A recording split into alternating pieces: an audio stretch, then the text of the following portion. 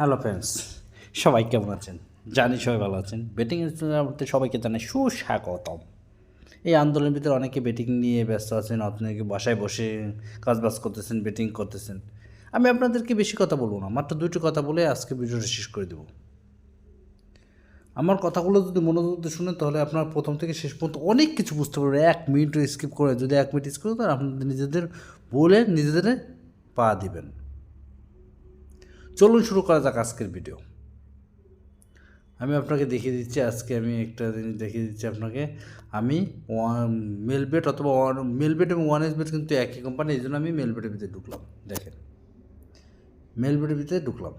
দেখেন, এখানে মেলবেটের ভিতরে ঢোকার পরে দেখেন, আমি একটা আপনাদের হিস্ট্রিটা দেখাই। আপনারা অনেক সময় আমাকে প্রশ্ন করেন, ভাই অনেক সময় প্রশ্ন করেন, ভাই কী করবো, মানে বেটিংয়ে তো খালি লস হচ্ছে। আপনাদের নিজের জন্যই আপনার লস হচ্ছে, আপনাদের নিজেদের ভুলের জন্যই আপনারা লসে হচ্ছেন। আপনারা বেশি লোভ করতে যান থেকে লস হয়। ভাই আপনাদেরকে একটা অনুরোধ করি, আগের ভিডিওগুলো বলছি, এখনকার ভিডিওগুলো বলছি, একই কথা বলি বারবার, আপনারা অনেক বিরক্ত হন। আমি আজকে দুটো কথা বলবো। একটা হলো পেনাল্টি শট নিয়ে, মানে আমি খেলার যদি মনে করেন যে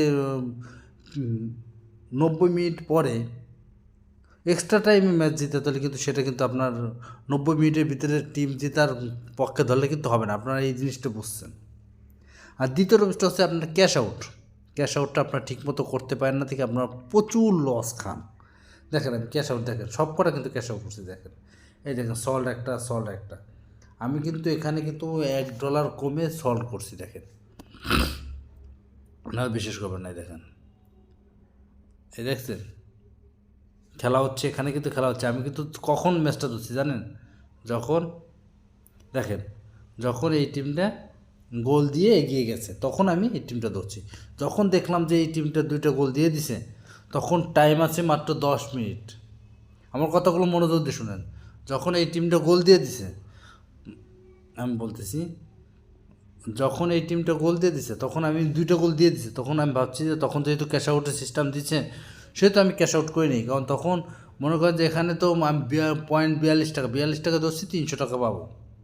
আমি এখানে $300 চিন্তা না করে $42 ধরে 163 টাকা পাইছি। এরকম আমি কিন্তু লোভ করিনি। আমি যদি ওই শেষ পর্যন্ত থাকতাম, আমি যদি ম্যাচের শেষ পর্যন্ত থাকতাম, আমার কথাগুলো ভালো মতো মনোযোগ দিয়ে শুনবেন। এক কথা, আমি যদি ম্যাচের শেষ পর্যন্ত তখন হঠাৎ দেখা গেলো যে 1 মিনিটের সময় 90 মিনিট চলতেছে, এমন সময় এই টিমটা গোল দিয়ে গেল, তখন কিন্তু আপনি কোনো কিছুই পাইতেন না, সম্পূর্ণ টাকাটাই লস যেত।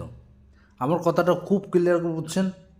যখন দেখবেন যে মনে করেন যে আমি কিন্তু খেলি কীরকম জানেন, আমি কিন্তু প্রত্যেকটা ম্যাচ পর্যবেক্ষণ করি, যে ওটস দেখলে বোঝা যায় কোন টিমটা শক্তিশালী এবং কোন টিমটা গোল দিছে। নর্মাল টিম গোল দিল না, শক্তিশালী টিম গোল, নর্মাল টিম গোল দিতেই পারে, এটা স্বাভাবিক ব্যাপার।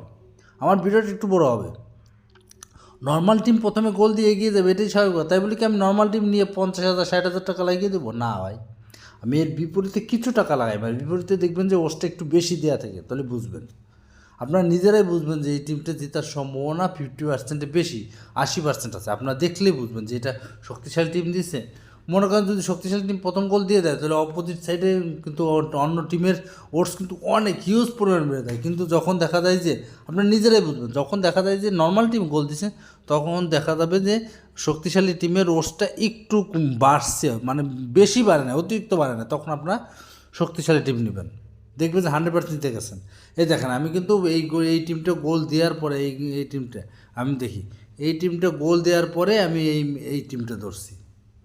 পরবর্তী 2টা গোল দিয়ে যখন 10 মিনিট আসে, তখন আমি ক্যাশ আউট করে তুলে নিছি।